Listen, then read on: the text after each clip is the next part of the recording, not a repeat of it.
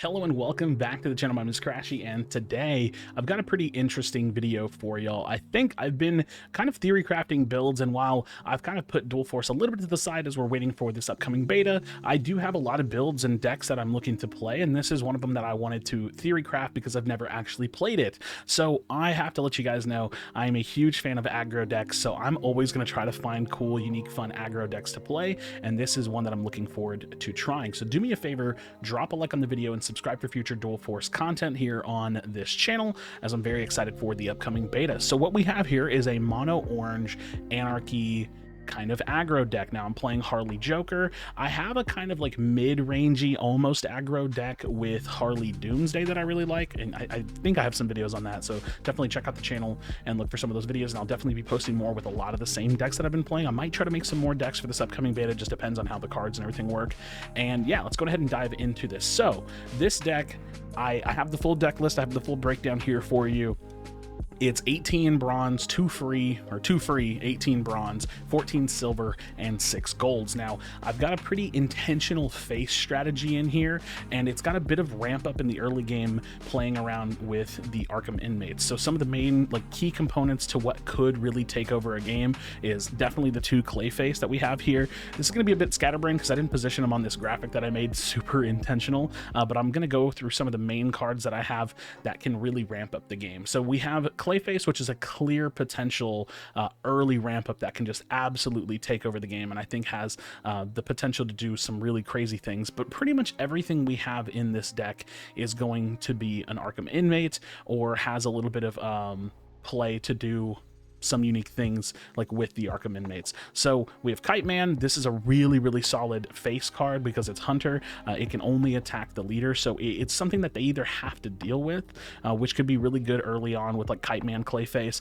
Amygdala, or Amy. Same thing. It's like you don't really get to control where this card attacks, but it's a 3/4 for bronze. Really strong. You have a bit of tempo control early with Mr. Freeze. If you play that down, it's going to exhaust the enemy leaders. So the cool thing about exhausting the enemy leaders, and we have this with Mr. Freeze, and we also have this with Killer Frost, is that it slows them down. So you're taking advantage of kind of like speeding up and ramping up the early pace of the game while slowing down the enemy. And then I only actually put 1 Man Bat in the deck because I needed to kind of balance out the deck a little bit, and I decided to only run 1 Man Bat. But all of these are like Arkham Knights, or Arkham inmates, and you have a lot of potential. Now, I think I threw the Onomatopoeia in here just because I needed another kind of like early cost card, something I wanted to play around with the firepower part of the Joker deck. And then again, we also have the Punchline. So if I didn't say that already, this is kind of like what's playing together with the full Arkham inmate kind of build. So we have Two-Face. That's an Arkham inmate that has it's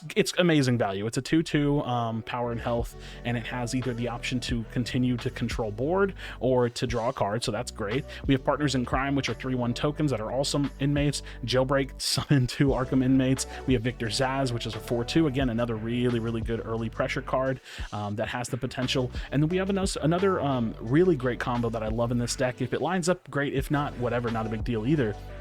You have Giganta, which is probably one of the best, I think, Anarchy cards in the deck at a silver cost.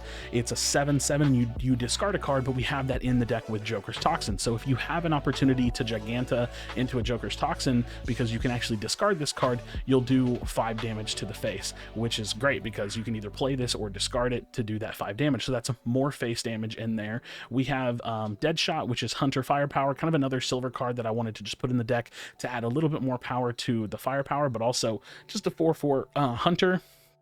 Black Manta, deal 5 damage to the enemy leader. So this is, you know, an additional 10 face damage to the leader that we have potential to play off of. Captain Cold is like one of our silver options of exhausting, so exhaust each enemy leader. So again, it's kind of that continuous, like I want to build tempo, I want to control the board, but I'm also going to kind of slow down the enemy leaders. And I put Peacemaker in here. I don't know how much how much value I'm gonna get out of the Peacemaker, but when I was building this deck list, there was really just nothing else I wanted. There were no like action cards that I wanted or anything over the Peacemaker. So I think the thing with Peacemaker is that it may not have a ton of potential in terms of, or it may not have a ton of return value, like guaranteed value, but there's a lot of potential there.